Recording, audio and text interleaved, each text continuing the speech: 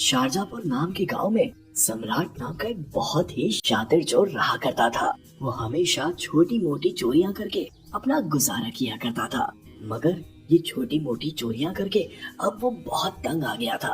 अब वो सोचता है कि अरे तू एक शातिर और बहुत चालाक चोर है, इस वजह से अब बड़ा सोचना चाहिए। बड़ा सोचूंगा नहीं तो बड़ा कब हो पाऊंगा, मुझे अब कुछ करना पड़ेगा। ऐसा सोचकर सम्राट कुछ योजना बनाता है और इसके लिए वो एक आदमी की मदद लेता है। उसका नाम था रंगा। रंगा बहुत ही छोटा चोर था, मगर पैसे मिल रहे थे इसलिए वो ये काम करने के लिए तैयार हो गया।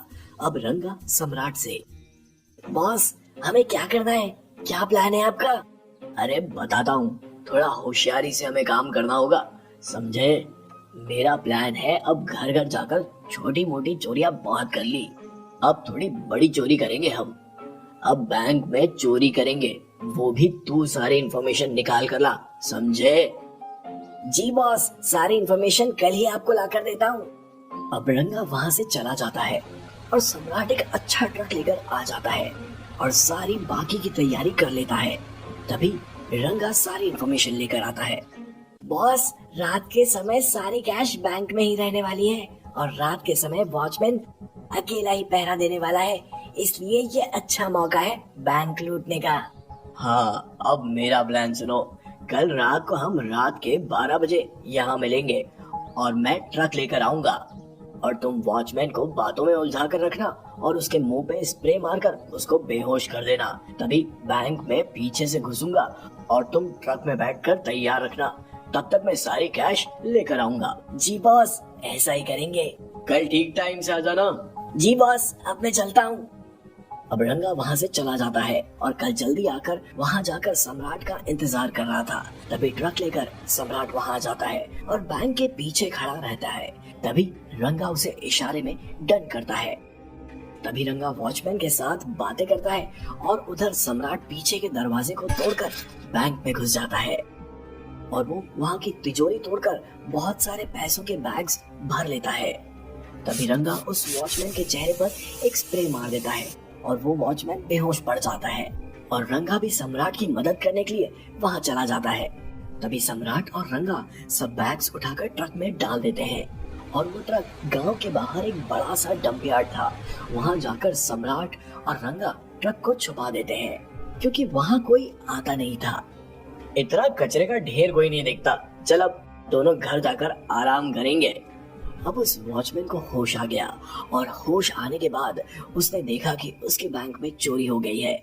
उसने कंप्लेन करवाई और पुलिस तुरंत वहां आ गई और ये सब देखकर, तो तुम कहाँ थे जिस वक्त बैंक लूटा गया था? साहब, मेरे साथ एक आदमी रात में बात करने के लिए आया था और उसने मेरे मुंह पर स्प्रे छिड़का और मैं बेहोश हो गया साहब।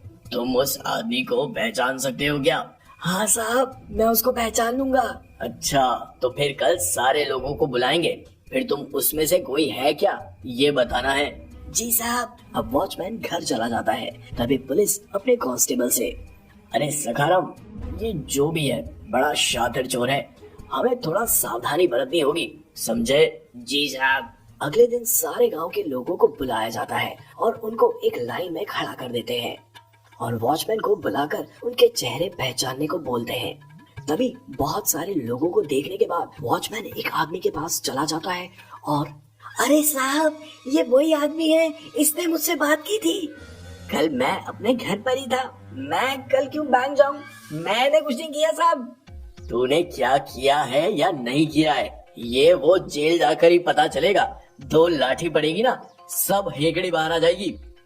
अब सारे लोगों को पुलिस जाने के लिए कहते हैं।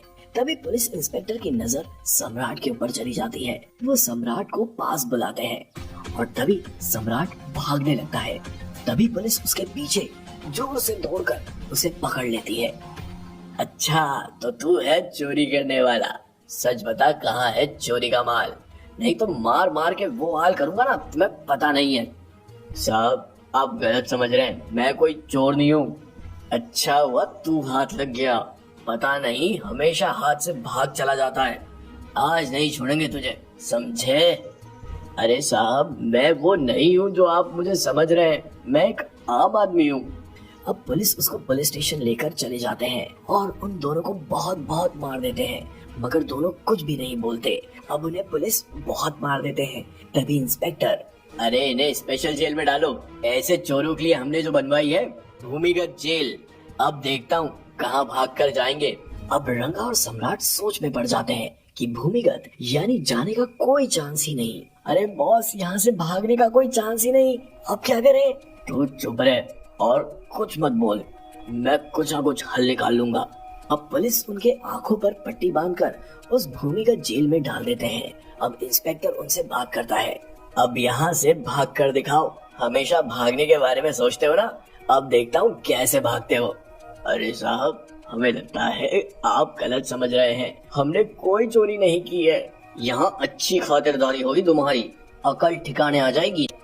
अब वहाँ से सम्राट और रंगा रात के समय एक सुरंग खोदते हैं जो कि गांव के बाहर निकलती है। ये सब उनकी हरकतों पर इंस्पेक्टर नजर रखकर था, मगर उनको बोला नहीं। अब उनके पास से इंस्पेक्टर को बैंक के पैसे निकालने थे जो कि उन्होंने चुराए थे। अब वो दोनों 8 दिन में सुरंग खोद देते हैं और अगली रात को भागने की योजना बनाते हैं। इधर इंस्पेक्टर सुरंग के दूसरे वाले सुरंग के पास खड़ा हो जाता है और उसका बाहर निकलने का इंतजार करता है। तभी वहाँ किसी की आवाज आती है, चुप हो जाओ, उन्हें हम दिखने ना पाए, हमें बैंक के पैसे वापस चाहिए, समझे? जी साहब। अब सारे पुलिस अफसर अलग अलग जगह पर छुप जाते हैं और सम्राट और रंगा आने का इंतजार करते हैं। तभी सम्राट और रंगा बाहर आते हैं। उन्हें कोई नहीं दिखाई देता, उन्हें लगता है कि उन्हें कोई नहीं देखता।